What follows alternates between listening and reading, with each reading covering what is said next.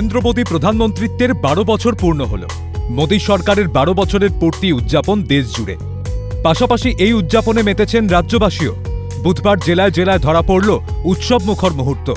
প্রধানমন্ত্রীর সুস্থতা কামনা করে বিভিন্ন জেলায় মহাসমারোহে পুজোর আয়োজন করা হয়। এদিন মেদিনীপুরের বটতলা চকে শিব মন্দিরে পুজো ও হোমযজ্ঞ করেন মেদিনীপুরের বিজেপি বিধায়ক শঙ্কর গুছাইত। বিধায়কের সঙ্গে ছিলেন বিজেপির কার্যকর্তারা। পুজো শেষে নিজের হাতে লাড্ডু বিতরণ করেন বিধায়ক শঙ্কর গুছাইত। আমাদের ভারতবর্ষের ইতিহাসে অত্যন্ত গুরুত্বপূর্ণ এবং গৌরবান্বিত একটা দিন।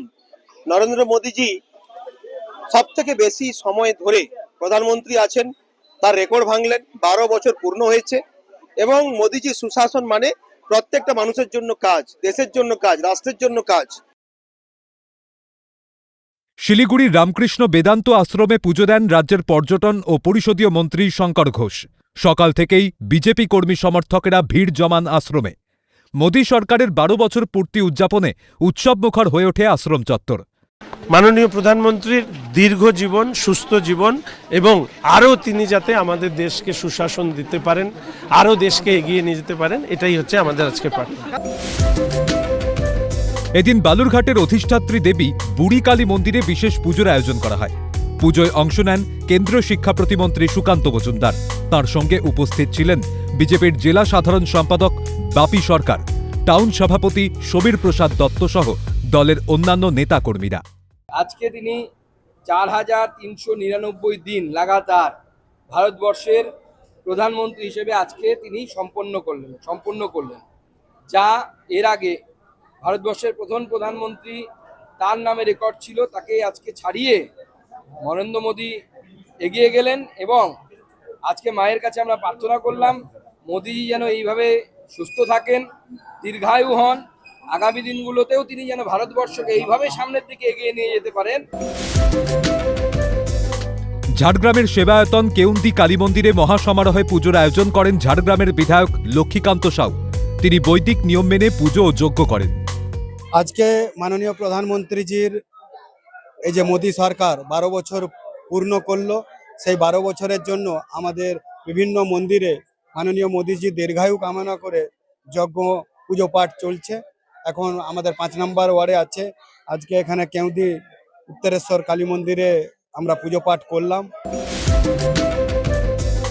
এদিন পূর্ব বর্ধমান জেলার অগ্রদ্বীপে অবস্থিত ঐতিহ্যবাহী গোপীনাথ মন্দিরে পুজো দেন বিজেপি বিধায়ক কৃষ্ণ ঘোষ।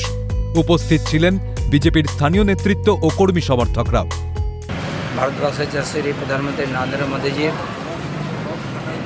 যাতে আগামী দিন সুস্থ থাকে সেই কামনা করে মন্দিরে আমরা ভগবানের কাছে প্রার্থনা করলাম যে আগামী দিন উনি সুস্থ সবল যেভাবে দেশকে নেতৃত্ব দিচ্ছেন, যেভাবে সাধারণ মানুষের জন্য পরিশ্রম করছেন, তাই ভগবানের কাছে একটাই কামনা আমাদের যাতে উনি সুস্থ থাকেন, ভালো থাকেন আর আগামী দিন দেশকে আরও এগিয়ে নিয়ে যাক।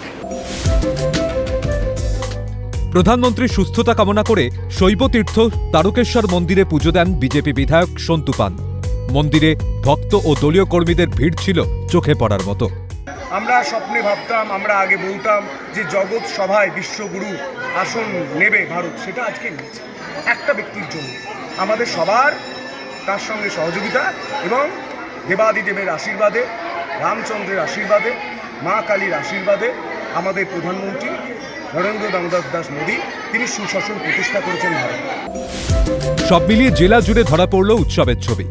প্রধানমন্ত্রী হিসাবে 4399 দিন পূর্ণ করে রেকর্ড গড়লেন নরেন্দ্র মোদী। শুধু বাংলা নয়, গোটা দেশের জন্য এক গর্বের দিন। ক্যালকাটা নিউজ।